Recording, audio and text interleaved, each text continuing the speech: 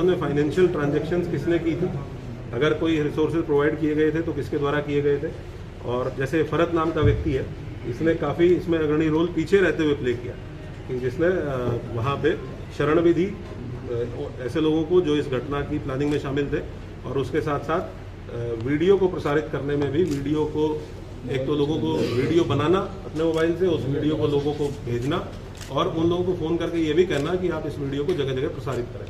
तो ये भी इस मामले में रासुका या गैंगस्टर की कार्रवाई हो रही है।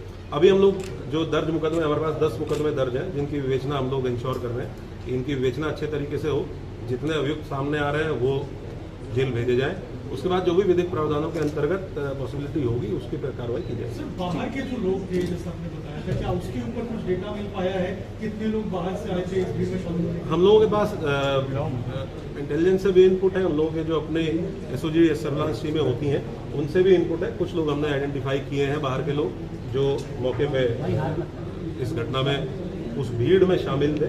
उनमें से कुछ लोगों का ये भी पता चला है कि 1-2 लोग बाहर के ऐसे भी थे जिनके द्वारा संभवतः फायरिंग की घटना की गई।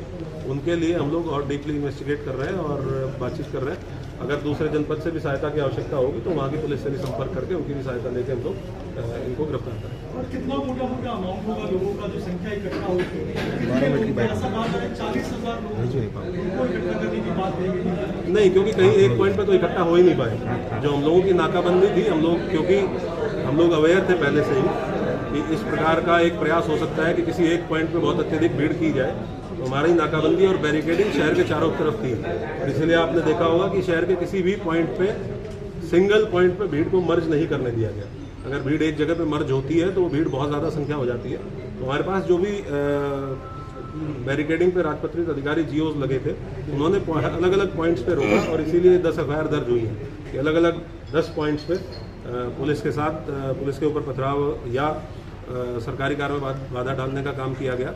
इसीलिए इन 10 पॉइंट्स पर एफआईआर हुई है। सिंगल पॉइंट कोई ऐसा नहीं था जहाँ पूरी भीड़ को मर्ज करने को अलाउ करने दिया गया। और हम लोगों को इसलिए बिल्कुल हम लोग दृढ़ संकल्पित थे कि किसी भी कंडीशन में इस भीड़ को हम किसी सेंट्रल पॉइंट पे, चाहे वो इस्लामिया ग्राउंड हो चाहे कोई और अन्य पॉइंट हो, सेंट्रल पॉइंट पे इस भीड़ को नहीं पहुंचने देंगे। सर, क्या इन्वेस्टिगेशन में ये भी निकल के सामने है पुलिस को टारगेट किया गया था? पुलिस के जो लोग घायल हुए हैं, क्या क्योंकि जो एफआईआर है उसमें इस बात का मेंशन है कि पुलिस के ऊपर जब पुलिस ने रोका था, पुलिस को उन्होंने कहा था कि तुम लोग पीछे हट जाओ और तुम्हारे मत जाओ, तो क्या पुलिस को टारगेट करने का इन्हें प्लान किया था?